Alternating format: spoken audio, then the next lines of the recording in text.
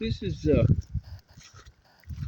modern high energy road maintenance. They needed to, these are, if you want something for reference,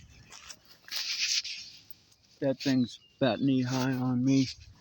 That particular clump right there, all these clumps, they come down here with a, what they call a maintainer, what many of us, when I was growing up in the city, would have called a road grader.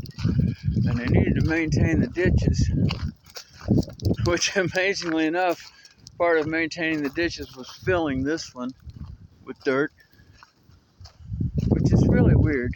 What they were trying to do was, you can look down there and you can see up there that the green sticks out closer to the road farther ahead than it does up close. They brought this machine down here and they widened the road, and they made this pile of dirt here, clumps and gravel and crap in a ditch and on the roadside.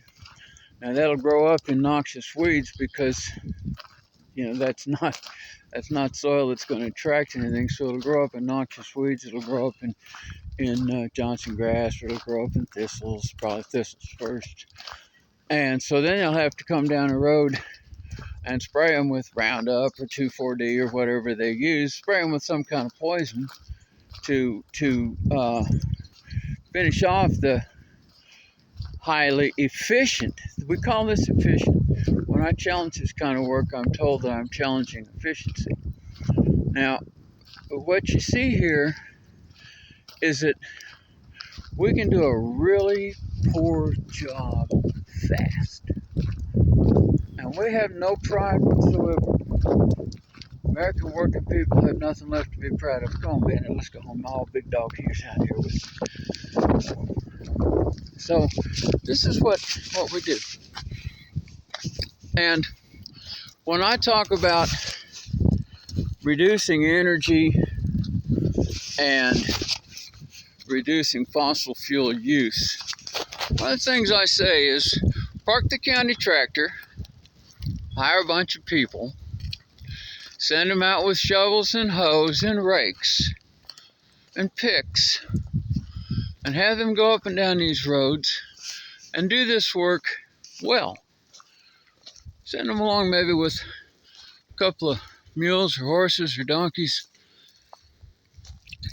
blades to scrape with that would multiply their strength, and do this work well. Put the soil where it's of benefit to us instead of a problem.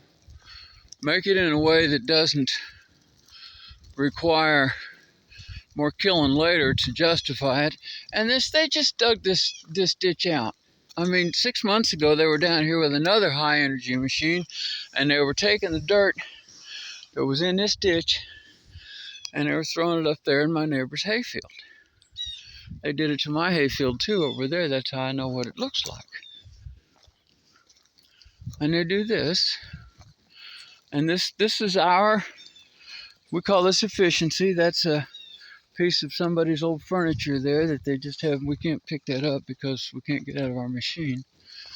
This work here, this is the best we got.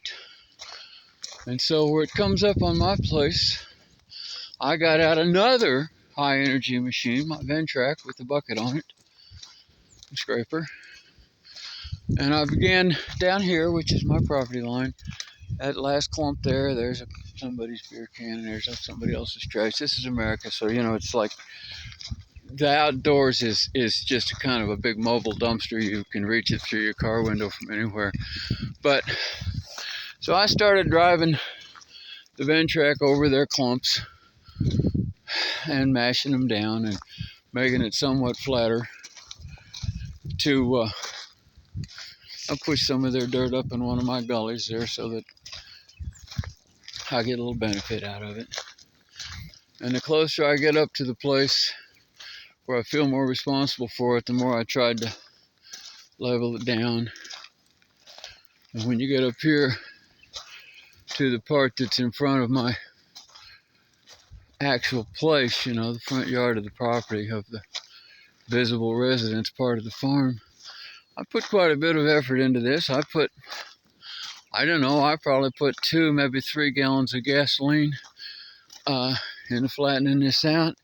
That's about 22 pounds of CO2 per gallon. So, you know, I got 66 pounds of CO2 contributed to try to reduce the messiness that my county gave me. And I'm fortunate to see that I was able to scrape it down to where some of the grass is showing through.